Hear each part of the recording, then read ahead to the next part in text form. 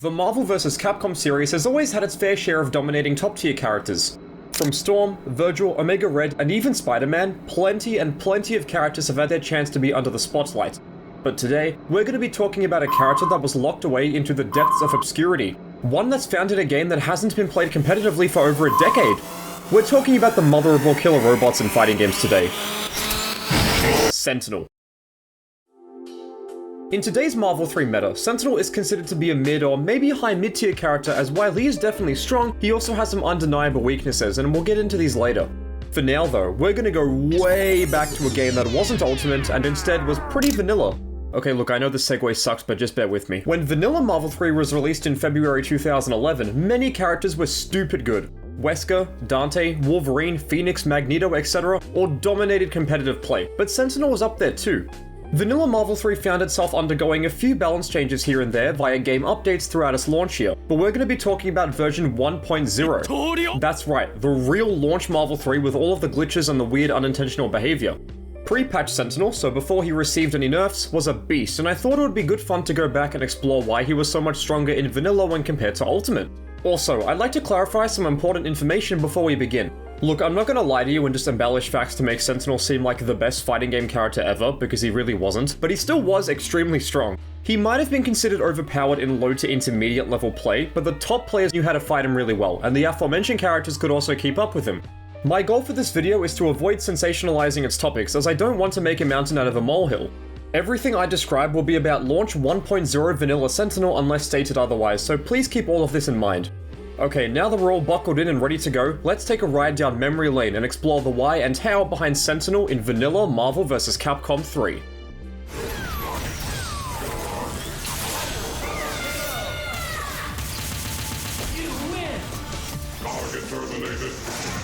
Although Sentinel has a total health value of 950k in Ultimate Marvel 3, meaning that he has less health than some human characters, he had a crap ton more life in vanilla.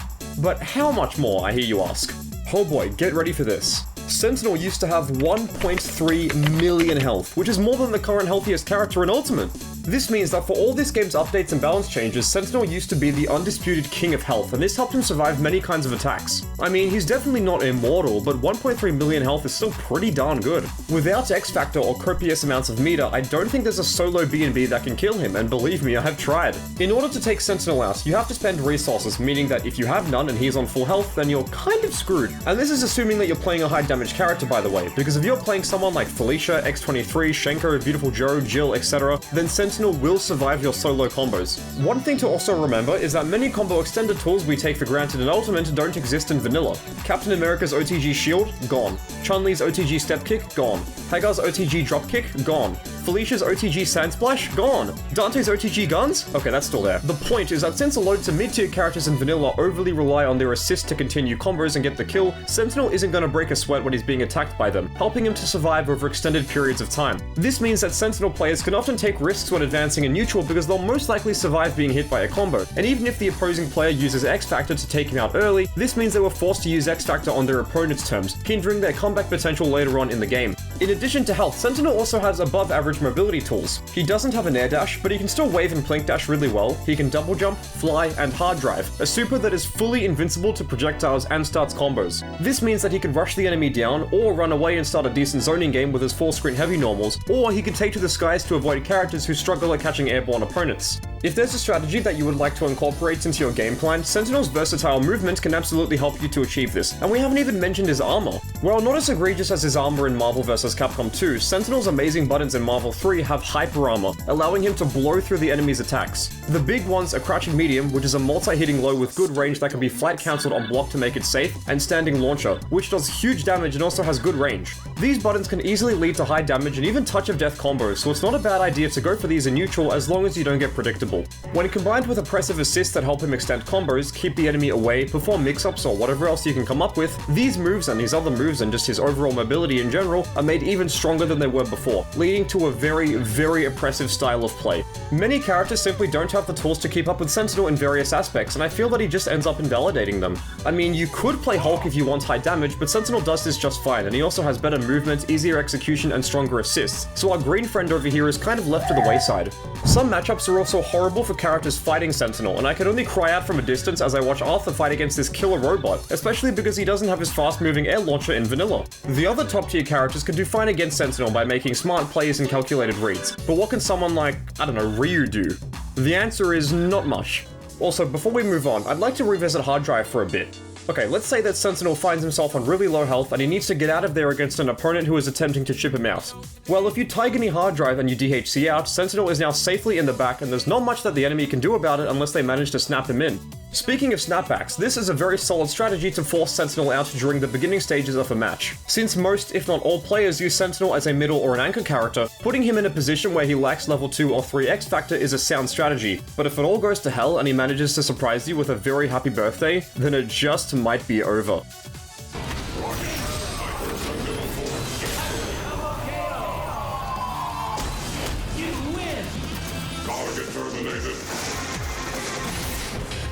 Sentinel's damage output in vanilla, to put it lightly, is pretty ridiculous, but this is also a common occurrence for various characters. I'm sure we all remember how much damage Wolverine used to do with level 1 X Factor, so it's not like Sentinel is the only high damage character in the game or anything like that. However, I still wanted to mention his damage output as I thought it would be a really fun talking point. As far as I can tell, the average health value for a character in vanilla Marvel 3 is around 900k to a million, so the closer you can get to this figure via a solo combo, the better. The most basic day 1 of 1-bar Sentinel combos does 600,000 damage, and this is already quite good. If you add a DHC to the end, then you're most likely going to get the kill, so it's very easy for players of all skill levels to confirm a straight hit into a touch of death. But this combo is extremely basic, so once we start adding in more technical routes that involve more meter and Sentinel's flight ability, the damage can only go way up.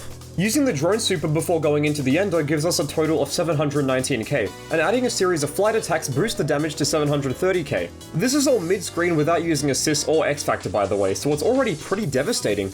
But okay, let's say that your opponent starts jumping to avoid being hit by crouching medium or Sentinel's command grab. Now, there are two amazing properties that Sentinel possesses for situations like this. Firstly, he can easily start air-to-air combos with his jumping medium, and secondly, his jumping launcher is a ground bounce. All of this means that with the right positioning and timing, you can do up to 868,000 damage from a solo combo route starting mid-screen. If you're in the corner and the opponent dares to press a button against you and you do standing launcher, then you can do 946,000 damage for very minimal effort. So it goes without saying that Sentinel's solo damage output is simply fantastic. Okay, ignoring combos for now, I also noticed that Sentinel's normals by themselves also hit like a truck. His standing and jumping launchers do 120k, crouching medium does just under 98k, both of his ground heavies do 102k, and they can easily be comboed into each other. His jumping heavy does 110k and can easily start combos on grounded opponents, and jumping medium does 100k, which can also easily start a combo. What this all comes down to is that it doesn't really matter how or where you start a combo with Sentinel, because it will lead to meaningful damage. Now that we've analysed how Sentinel achieves damage by himself, let's look at how he brings in his friends. In my opinion, the assists that benefit Sentinel the most are the ones that help him control neutral and start combos, as he has all the tools he needs to continue them. Assuming you get the initial hit, I'd suggest assists like Samurai Edge, Jam Session, Double Lariat, and Hidden Missiles as some really solid offerings. All of these assist Sentinel by providing him with combo extensions that lead to even more damage, so the sky is really the limit when it comes to creating ways to crank out as much damage as you can.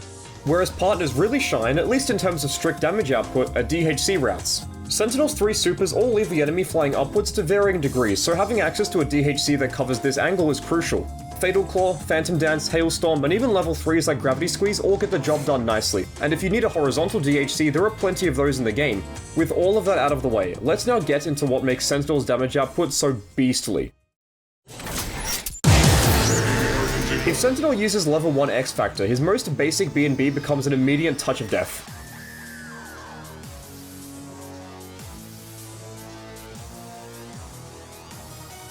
And so does this. And this.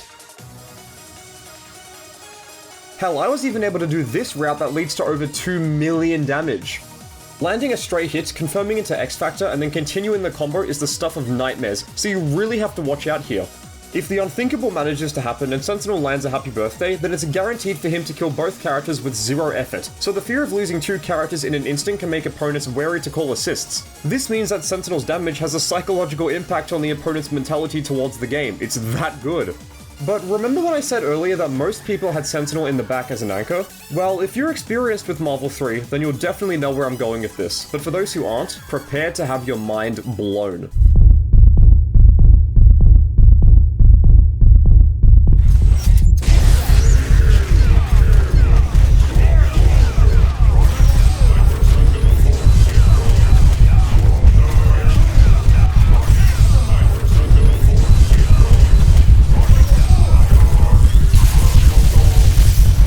As an anchor, Sentinel has access to level 3 X Factor when he's by himself, and this turns every single one of his combos into a touch of death. You don't even have to use meter to get the kill, and doing something as simple as this will even take out Sentinel himself. When Sentinel isn't level 3 X Factor, then I really don't recommend calling in an assist. But it's not like he can confirm this full screen super into a touch of death, right? By messing around in training mode with various X Factor happy birthday routes, I was able to do some stupid combos. And even though it's impossible to do this damage in a real match, the big number does nice stuff to my brain, so I wanted to include it. Okay, so we now know that Sentinel has high health and godlike damage, but with rewards this enticing, he has to be a technical, really advanced character, right? Oh, how wrong you are.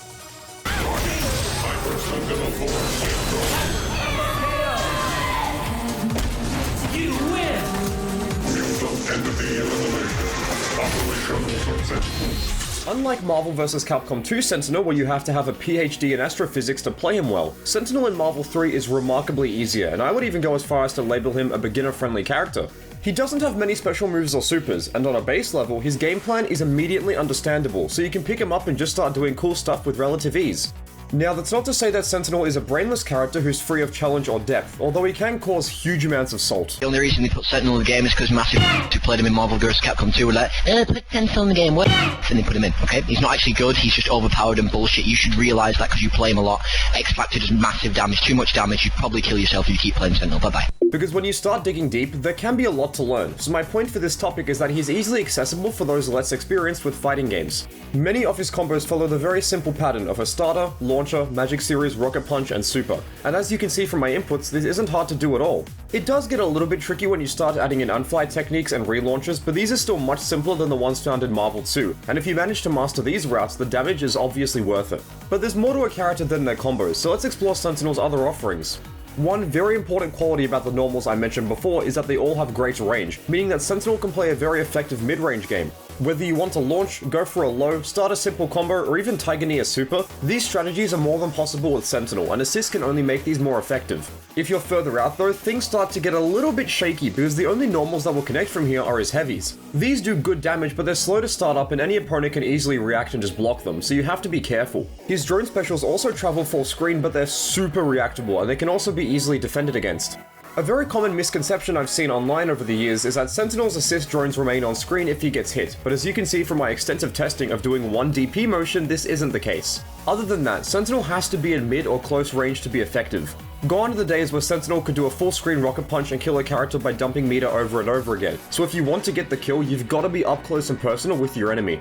Another point I'd like to raise is that since Sentinel is so simple, there can be little reason to spend time learning a more execution-heavy character. For many players, especially newcomers and casuals, why would you try to learn an unorthodox character like MODOK or X23 when you can just use Sentinel to beat your friends? Not everyone plays competitively after all, so Sentinel is the perfect character for those looking to play casually and not commit any real time to the game. Casual players can also feel great enjoyment from doing something simple and being heavily rewarded, making Sentinel a very appealing choice for this group of players. On the flip side, his toolkit also provides legitimate reasons to include him on your team in competitive play, and he was even part of many high-level players' teams. Speaking personally, I picked Sentinel on a literal whim in a tournament I played in a few years ago, and I made it all the way to grand finals just by spamming Joe's assist with Wolverine and Dante, so you don't lose much by picking him.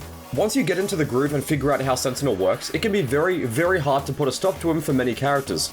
I mean, every character definitely has a fighting chance thanks to X Factor, but some will struggle more than others. Something else I noticed is that all of Sentinel's animations are easy to read, and this helps new players quickly process what's going on in their learning journey. Instead of doing a combo that's super fast or that involves transitioning from multiple ground to air hits, Sentinel's routes are very simple and very straightforward. In a game where 1,000,001 different things are happening once with big red visual effects and transformations, Sentinel turns to new players and says, "Look man, I'm gonna slow it down just to help you learn." I mean, Sentinel may want to murder every mutant on the planet, but he's a nice guy at the end of the day. There are also no character-specific mechanics to learn with Sentinel, as everything it does is quite universal. You don't have to learn a magic series that involves going backwards, you don't have to learn how to do multiple air dashes in one combo, and you don't have to learn the carpal tunnel simulator that is bold cancelling. All you've got to do in a situation like this is keep it simple and let the character play himself.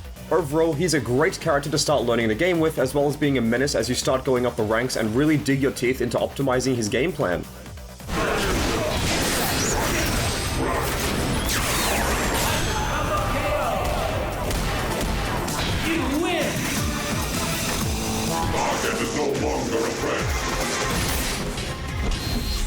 It wouldn't be Marvel vs. Capcom without assists and team support, so let's see how Sentinel approaches this quality of the game. Like every other character, Sentinel has 3 assists, but only 2 of them are really useful. His drone's assist with the bombs is useless, so we're not going to be covering that, but his regular drones and Rocket Punch are actually pretty good. The former is a fantastic tool to use when you want to control neutral, as it covers the space that most defensive characters like to occupy. You can use the drones after an OTG to continue combos, perform mix-ups with air dashes, or simply try to use it to keep enemies away from you. Many other characters can also perform similar techniques, and it means that such a simple-looking assist can be deadly when used by the right player. Even without any solid air movement tools, characters with fast-moving horizontal attacks like Wolverine can use Berserker Slash for deadly mix-ups, and these can also lead to touch of deaths, especially when X Factor is involved. Rocket Punch, although much more limited, is still quite good overall. Like I mentioned before, you have to keep in mind that many characters lack solo OTG tools in vanilla, meaning that they heavily rely on their partners for combo extensions. For such a simple assist with pretty much no practical usage in neutral, this can lead to huge damage with the right team composition. In my opinion, the assist you choose depends on your character and their individual capabilities. Wesker, Dante, Phoenix, and many of the other high-tier characters all have solo OTG routes, so they would benefit more from having drones, but most of the low to mid-tier characters would love to have the chance to be next to their robot idol's ground punch. The assist you choose will also affect your alpha counter, but with how much startup these moves have, I believe that the fighters with fast normals can easily beat Sentinel out, so be careful. Sentinel also has some really good DHC options too, but they aren't perfect. Plasma Storm is fantastic for close-range combo extenders, as it does a solid 282,000 damage, so it's nice to have at any point in your combo. Hyper Sentinel Force does 306,000 damage, but its startup means it'll miss from full screen. This will usually connect when up close, but it's very hard to follow up with anything else other than a super, at least without X Factor. You could also use X Factor to continue the combo if it somehow connects from a distance, and this isn't a bad idea, so consider going for it. However, if you don't have a long-range DHC route with your team that allows for the super to connect, then you're out of luck. Hard Drive would be a mad DHC, but since it's an air super, it's impossible to transition into it. You could alpha counter into an assist, X Factor, and then Tiger Knee into the super, but this is overcomplicated and it's not very useful. The overall big downside of Sentinel's DHC routes is that they're very committal, as you can't DHC into anything with quick recovery. Many of the top tiers have fast moves that, in addition to being quick to recover in various situations, can also lead to the infamous DHC glitch. It sucks that Sentinel doesn't have anything like this, as far as I know, but we'll get into the really bad stuff later on, so stay tuned. Finally, I won't cover this in a lot of detail since we went over it before, but again, X Factor Sentinel makes comebacks very realistic. This alone makes him a valuable asset to any team at all skill levels, so I highly recommend doing the technique that I like to call the funny. Okay, now that we've covered what makes Sentinel so strong, let's look at all the skeletons that he likes to keep in his closet.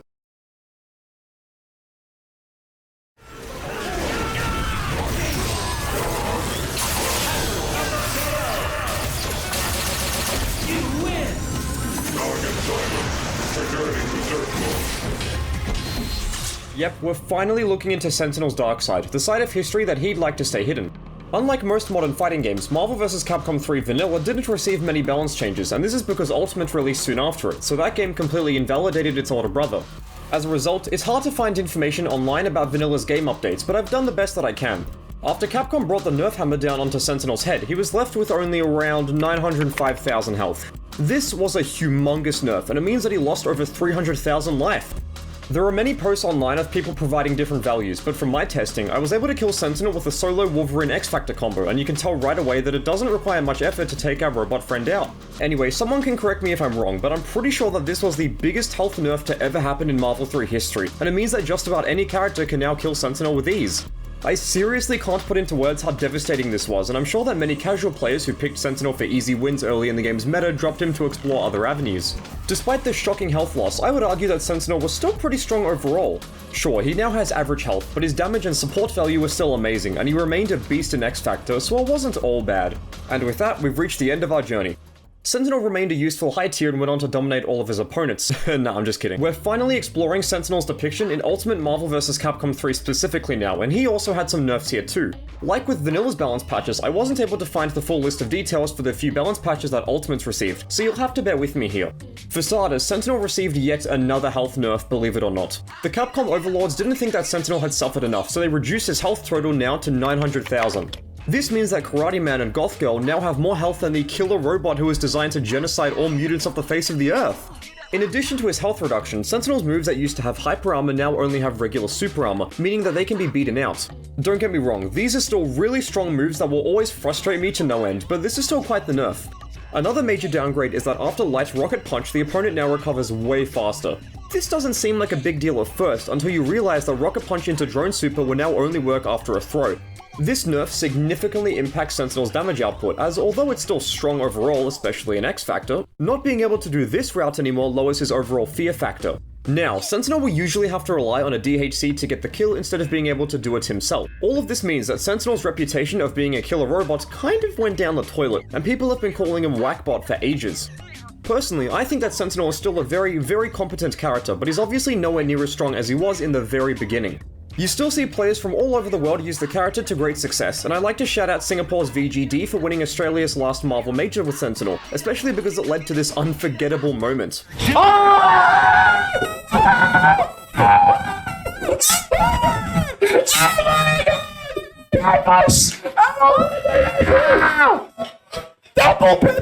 If you see people online saying stuff like, "Boo, Sentinel sucks," or "Boo, Sentinel is nothing more than a scrap of junk," then I'd probably ignore the haters and look at Sentinel for what he is. A character that, once on top of the meta with the other god tiers, fell from grace to a less desirable yet still respectable spot in the upper mid-tier echelon.